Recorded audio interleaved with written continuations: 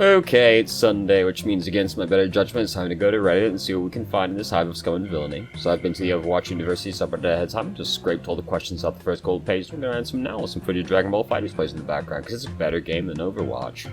And if you're wondering which side I'm on, just look for whichever side start with has the blueberry flavored Android 21 on it. We almost got all the way through that without fucking it up. What a day that would have been. So first up is how to counter Mei. There were actually like 3 different things asking about Mei this week. It was a very common question apparently today. So, you can either outrange Mei, you can crowd control Mei, or you can use teamwork. I know.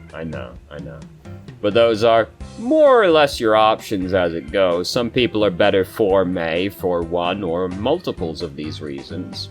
Pharah is good against Mei because she plays entirely outside of Mei's freeze range. Mei can still shoot you with the right click, but she's not the best at it. She's no like Widowmaker in terms of that. Someone like Roadhog has crowd control and is just generally too tanky for Mei to kill by herself, though it does happen. It can be tragically sad, but you will often just like end up dueling the Mei for a long time if you don't manage to like hook her and kill her.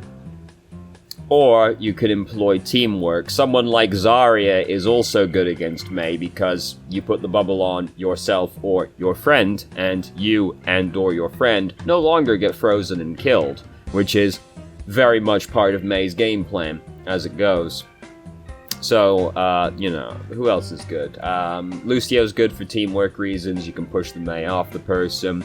Even Ashe can do that, and Ashe can, like, potentially kill Mei through burst damage. McCree is good because he's got, both, crowd control and good teamwork, because, like, McCree is very good at, killing Mei, generally speaking, because flashbang kill. And Flashbang is also good for healing for teammate, also, so he's got a couple things going for him. Though largely it's crowd control, it's just he can use it for teamwork at the same time. Whereas someone like Zarya or Lucio, it's all teamwork, really. What a rambling point that was. So, like, those are the kinds of heroes that are good to play against Mei. Common issue is really just that people don't play around Mei adequately, which is to say that you're playing on like Hanamura, and you're trying to push through the gate, and you can't push through the gate because when you go through the gate, there's a Mei on the other side of the door, and what does she do? She walls you off and you die. So you got a couple things you can do with that, and by a couple I do mean basically 2.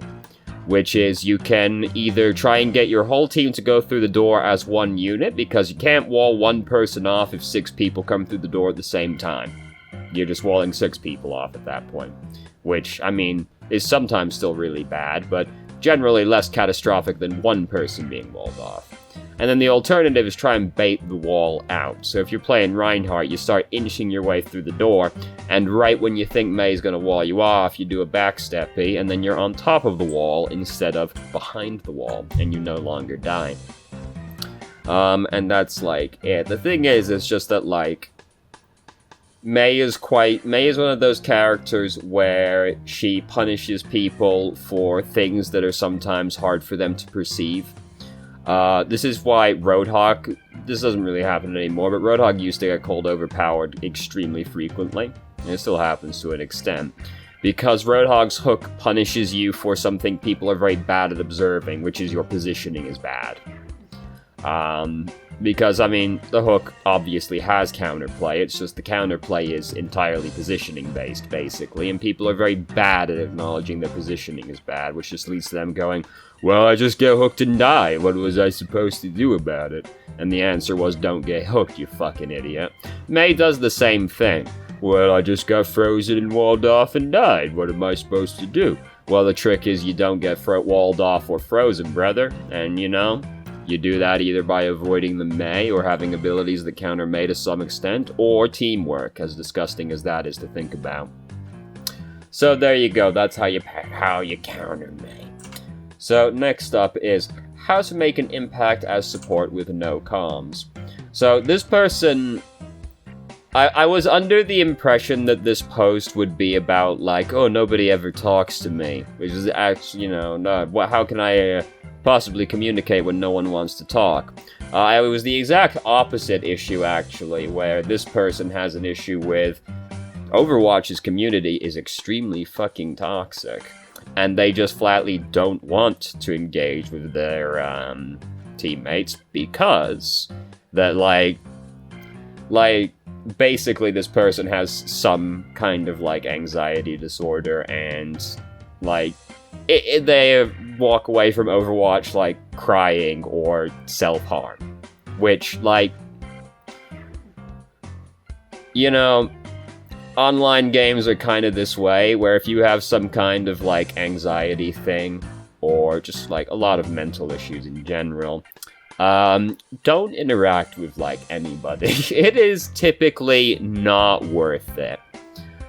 Something like an MMO, or something that's, largely cooperative is, usually better, but a game like Overwatch, which is very competitive and very teamwork-based, just don't bother. It's not gonna be worth it, and if you're in a position where you're playing a video game, and you're leaving that game, genuinely depressed, just don't interact with anybody.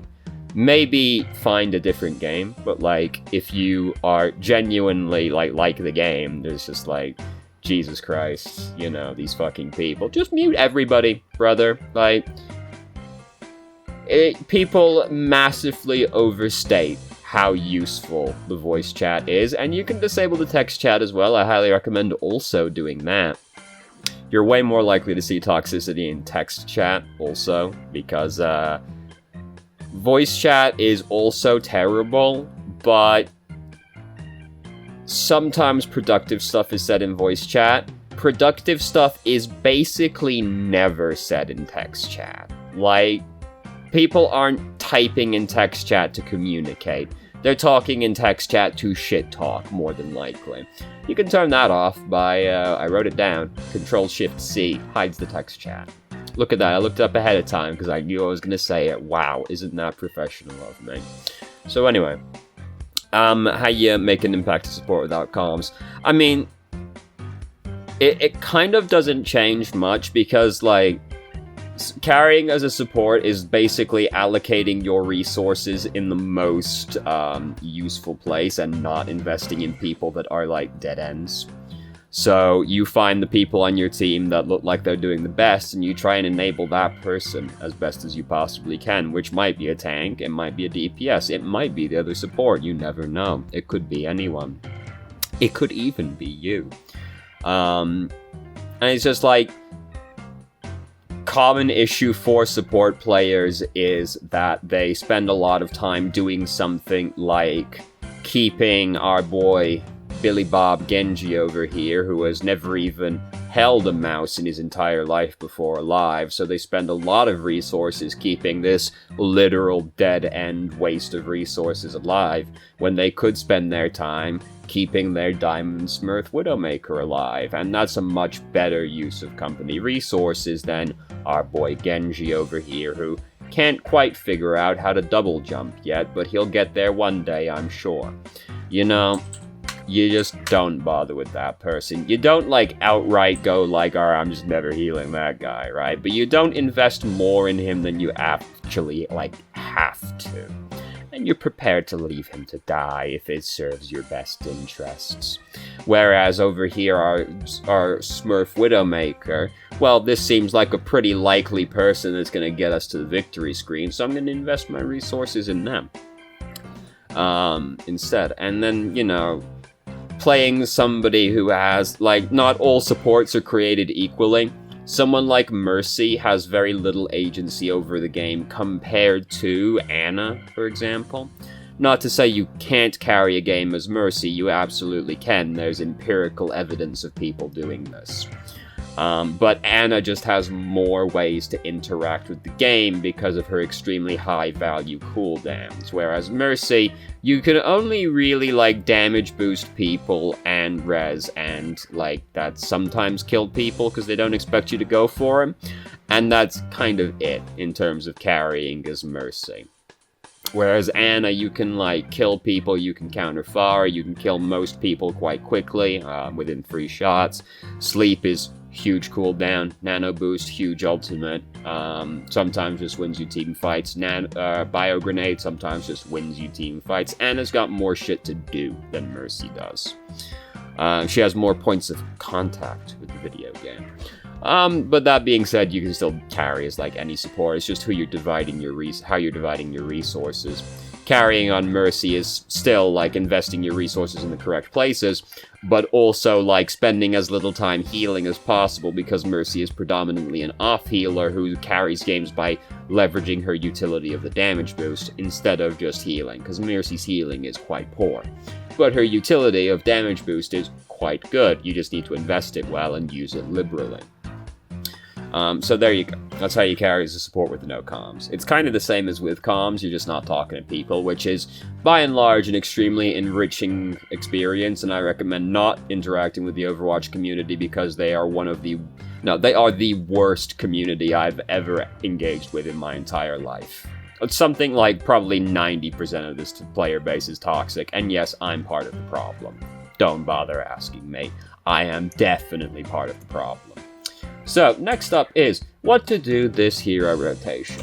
So, I mean, this is more just a general thing, though I do think this hero rotation was uniquely terrible. Because they decided that on this rotation, they would ban both Ana and Moira, which leaves us with exactly one main healer, Baptiste, and that's it. At the same time, they decided to ban Reinhardt also. So they banned, like, one of the best supports, Ana, and one of the best tanks, Reinhardt. And some would argue not even, like, debatably the best, they're just, like, the best. So, you know, I think that was a unique combination of bans to go for at the same time. It's really the two main healers. One that really tweaks me is like, well, I hate playing Baptiste, so I guess I'm not going to play support this week, because chances are the other guy is also not going to want to play Baptiste. And I mean, so this is more as a broad thing. If the hero rotation just really doesn't jive with you, you have exactly 2 choices. Learn how to play the other heroes that didn't get banned, or don't play until the hero rotation changes, and it more suits you.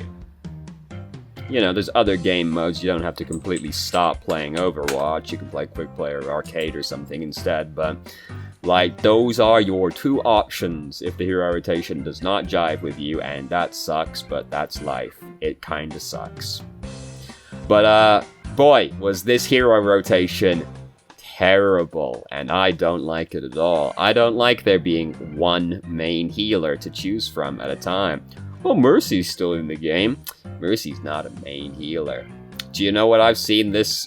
And you know what, like, the hero rotation, you know, part of the intention is like, well, we'll mix up the metagame a little bit, you know, we'll get a greater hero variety. You know what I have seen almost universally during this period? Zenyatta, Lucio, Zenyatta, Bridget, Roadhog Zarya, or Roadhog D.Va, or D.Va Zarya. All of these combinations of things are extremely terrible, but you know what tank players don't want to do? They don't want to play nerfed Orisa and nerfed Toes. So what does that leave them with no Reinhardt? Off tanks, which means we get to see a lot of very bad tank combinations right now, coupled with some very bad healer combinations as well. Isn't that fun? Now, you could still play Bunker with this combination of heroes, but they nerfed Bunker a lot of times. People don't really want to do that anymore, even if it is still fine as far as paper is concerned. As soon as somebody receives one nerf, their player base immediately drops off beyond belief. For the game we're watching right now, Dragon Ball FighterZ, for example, the most popular heroes character extremely dominantly has been GT Goku, because he is undisputably the best character in the game. Another common character seen, Kid Buu, also one of the best characters in the game. These 2 characters recently got nerfed extremely minorly. Like, they are both still undeniably two of the best characters in the game. And yet, their play rate has dropped significantly after the nerfs, which were extremely minor. This is how people are. As soon as a nerf or a buff is received, regardless of how inconsequential said birth or nuff is, then bam, suddenly their play rate just completely changes. And this has happened with Bunker as well. Yeah, it's still, like, fine, but they nerfed Orisa and Toes a lot of times. People don't want to do that anymore. So what do we see? Roadhog Zarya. Yeah, that's sick. So anyway, next up is it possible for an Orisa to block a D.Va self-destruct? Now I know what you're thinking. You're thinking, yeah, of course it is. She has a shield. You are correct. This person was asking if it was possible to block it with Fortify. Which, tragically, no. Orisa cannot block self-destruct with Fortify. She can, like, survive herself, potentially, but she will not, like, block it from her teammates. Which, to be honest with you, would be fucking rad if she could, right? And extremely in character for Orisa as well, to be like, I will protect you, my children, and then dive on top of the self-destruct, dying, but ultimately sacrificing herself for the greater good.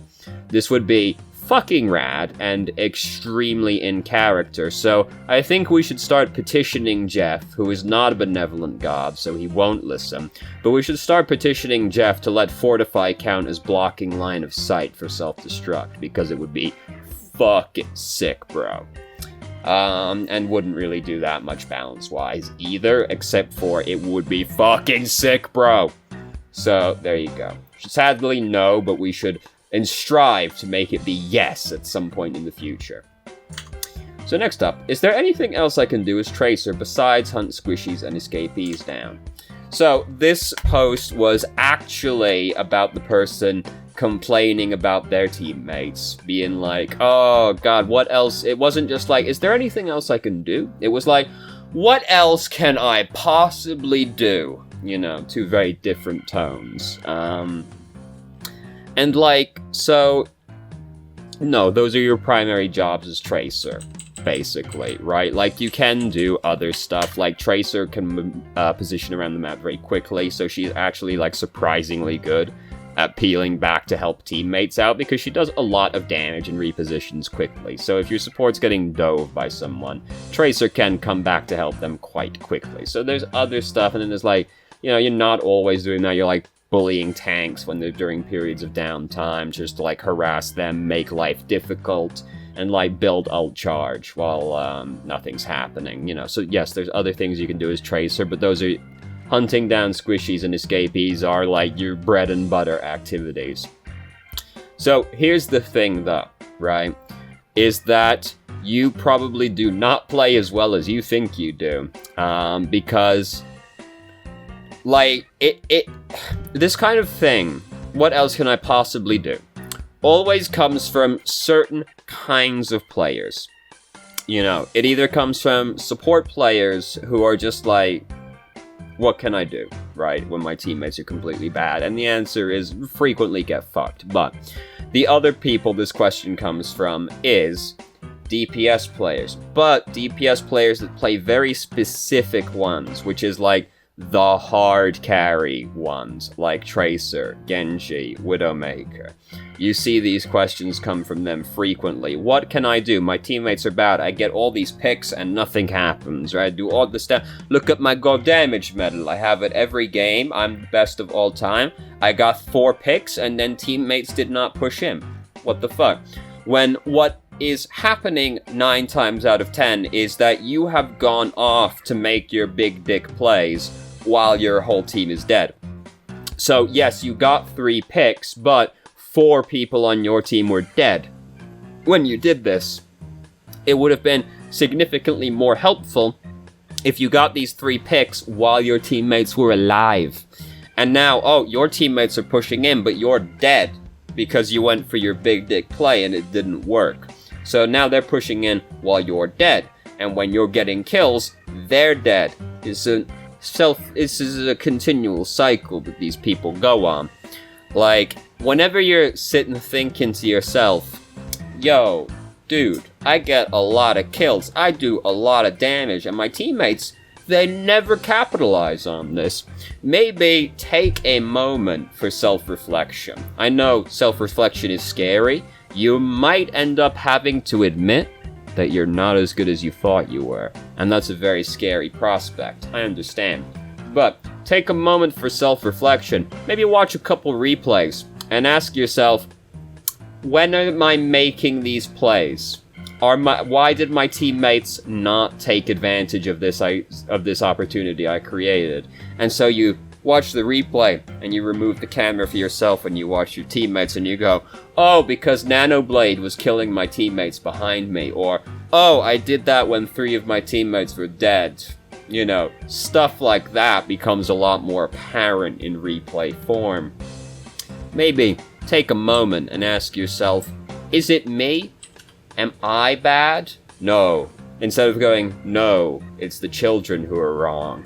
Sometimes it's you who's wrong. And I know, that's a very scary prospect. I, for one, also hate being wrong. But tragically, it happens frequently in life in general. But, like, particularly with video games.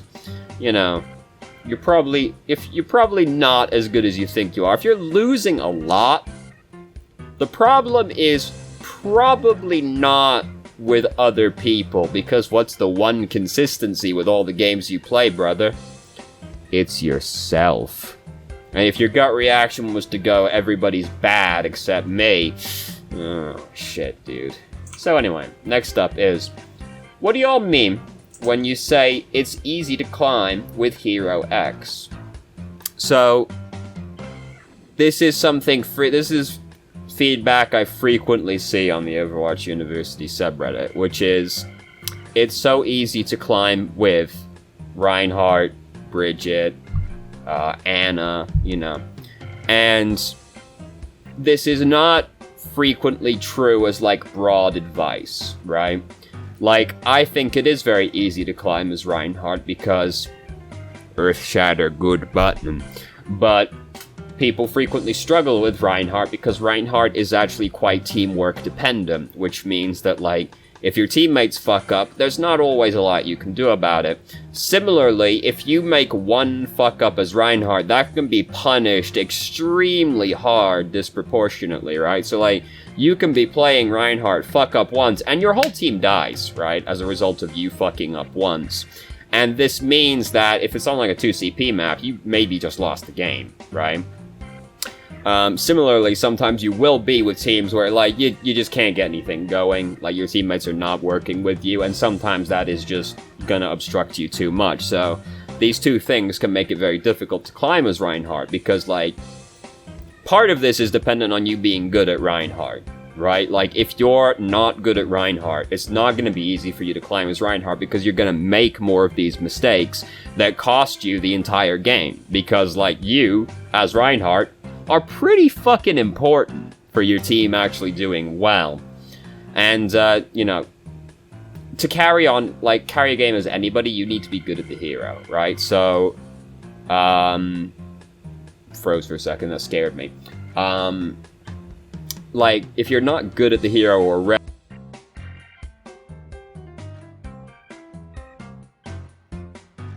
you can say for heroes that are easy to climb with as generic advice is you're looking for people that are independent and easy to play also, right? Which is why, like, Bridget is pretty good for climbing with. She's quite easy to play, and she isn't super dependent on her teammates. Her teammates are usually more dependent on her than she is on her teammates. So you're relatively independent, and Mercy is easy to play, mechanically speaking. I also think Winston is a very good one for this because he is extremely easy to play, and you, as typically the main tank, like, you're dependent on your teammates as much as them, like, roughly following what you're doing. And as long as you are making decent decisions, you should have people follow you more often than not. But again, even this, right? Like, if you have no idea how to play Winston, which Winston is a pretty easy hero to play, at least mechanically, you can make some very bad decisions as Winston. So if you don't have, like, a base understanding of how to play Winston, at least, then he's not going to be a good hero to climb with. Because, again, you have to learn how to play him first. Bridget, same thing. So, when you hear advice that's like, it's easy to carry or to climb as X, don't take it as, like, if I pick this hero, I will climb. It's just that this hero is easier to play than a lot of the other casts, or you are more likely to climb with this hero than others, assuming you have a base level of competency. It's not just like, if I pick Reinhardt, I'm going to climb, right? If you're not good at Reinhardt, you won't. You still do need to know how to play the person. There's no one in the game that is just like easy plug and play, like I pick this person and SR comes out the other end, right? Everybody in the game, you do need to know how to play to varying degrees. It's just the ones that are easy to climb as require comparatively less than other heroes do, right? Like, Widow is not easy to climb with. You need to be very good at Widow to get, like, reliable results out of her, right? So we don't say Widow's easy to carry with, even though she is, assuming you're good at Widowmaker. If you're good at Widowmaker, brother, Widowmaker is super easy to climb with. You're gonna dunk on the entire enemy team. But we don't say Widow is easy to climb with because you need to be good at Widow to get anything out of her at all. Whereas people like Reinhardt have some utility attached to them, which is very easy to access in comparison. This is why, like, a bad McCree is almost as bad as a bad Widowmaker, but they don't get the same kind of hate, because McCree has utility that he can lean on when the player using McCree is bad, because he has Flashbang and Deadeye, which are two pretty good utility abilities and utility ultimates, right? Like, Deadeye can kill people for you if you're bad. Like, a couple of people are out of position, I got 2 people. Sick. Awesome, right? And it required little from you. And if you flashbang somebody, great, they're easy to kill, or you saved somebody's life, potentially, right? Widow has no utility to lean on. Widow, you have to be good at killing people. So that's why, like, you know, people don't give that advice for Widow, even though, theoretically, Widow is very easy to climb with, if you're good at Widow, you know. So anytime somebody gives you that kind of advice, just bear in mind, it's not like this guy is just going to give you free SR. There's nobody in the game that's going to give you free SR, unfortunately. You know, I wish. God knows I need it. But just take it as, like, these people are easier than most other people. You know, not like free SR generators. So, next up, and this is the last question for this week, and it's not so much a question, I guess. I just kind of think it's interesting. Which is, why is playing certain heroes so stressful? This person was specifically saying that when they play Ashe, they come out the other end feeling like their brain hurts because they had to worry about so many things as Ashe. I think it's just sort of an interesting topic, what some people find, like, stressful in the game compared to others. Because personally, I find Reinhardt and Mercy to be quite boring, almost soothing characters to play, to be honest with you. Because I just think they're really easy and boring as far as, like, their gameplay is concerned, right? This is extremely not what other people think about these two heroes, right? Like, a common joke attached to Mercy is that, like, yeah, everybody in Overwatch is kind of like playing a different game, right? Like, if you're playing Torbjorn, you're basically playing TF2. If you're playing Soldier, you're playing Call of Duty. And if you're playing Mercy, you're playing, like, Alien Isolation, right? You're playing a survival horror game.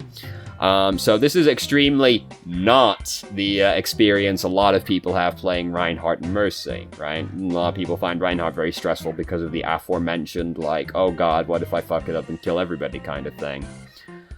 So, you know, it's basically just kind of what jives with you as, like, a person and a player, right? Like, certain people will just resonate more with other characters, and if somebody is, like, really stressful to you to play, then it's clearly just, like, outside of, like, your typical wheelhouse as far as games go, you know? Even just today, something like this kind of came up, because me and my friend started playing Grand Blue Versus, the fighting game that came out. And me, personally, I've been very into the fighting games for the last couple of years, as you're witnessing now. This is after me playing like 850 hours of this game. Whereas she has extremely not been into the fighting games as of recently, so my experience playing the game has been largely like, oh, okay, I play this character and I'm like, oh wow, this person kind of reminds me of playing Android 21. Their range is kind of the same, you know, got a similar neutrally kind of gameplay. And like, I've already spent a lot of time playing a fighting game, so I'm not like very panicky. Whereas she is extremely panicky. So I'm in the corner, having played this game previously. I'm in the corner blocking. I'm like, dude, this is so much fucking easier. Jesus Christ. This is like no problem at all. I just sit here, hold block button, block high, low. As long as I'm like waiting for them to fuck up, I'll get out sooner or later. She gets in the corner, she's like, oh god, oh Jesus Christ, oh god, please, oh no, god, Jesus fucking Christ. And it's just constant panicking, you know. So, yeah. A lot of it just comes down to like what personally jives with you and like what your experiences have been.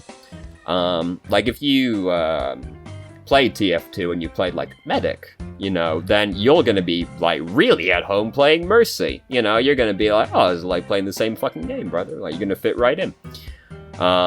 Whereas then, you know, if you were doing that and then you suddenly try to play like Widowmaker or Ashe, you're probably gonna be like, yeah, this is really fucking scary. Same friend, like, personally, I find playing DPS to be, largely speaking, the most relaxed part of the game, outside of, like, Mercy, really. Because I don't consider DPS to be that, like, as dependent as a role, like, as critically important as tank and healer. I find they are usually the things that are, most indicative of winning, rather than the DPS. Can be the DPS, doubtlessly, but I find it is usually not the DPS. So, I find DPS quite, on the whole, rather, chill as far as it goes, compared to tank and healer. And my friend is like, Jesus Christ, playing DPS is so fucking scary. Because they're afraid that they're gonna fuck it up. Whereas I'm way more afraid of fucking it up as a tank, so, you know. There's not really kind of any point to this question, you know. Like, the answer is just like, yeah, it depends on what jives with you, you know, but I just find it interesting to talk about, like, what things some people find stressful compared to others, you know. I think it's, one of the things that makes people unique, you know. Do you find Mercy stressful or relaxing? And I think your answer to that question says a lot about you as a person and like how you view the game. Mercy is like, man, you just sit back, you just tether to people, you have a good time, you know? Like sometimes they try to kill you, but that's okay.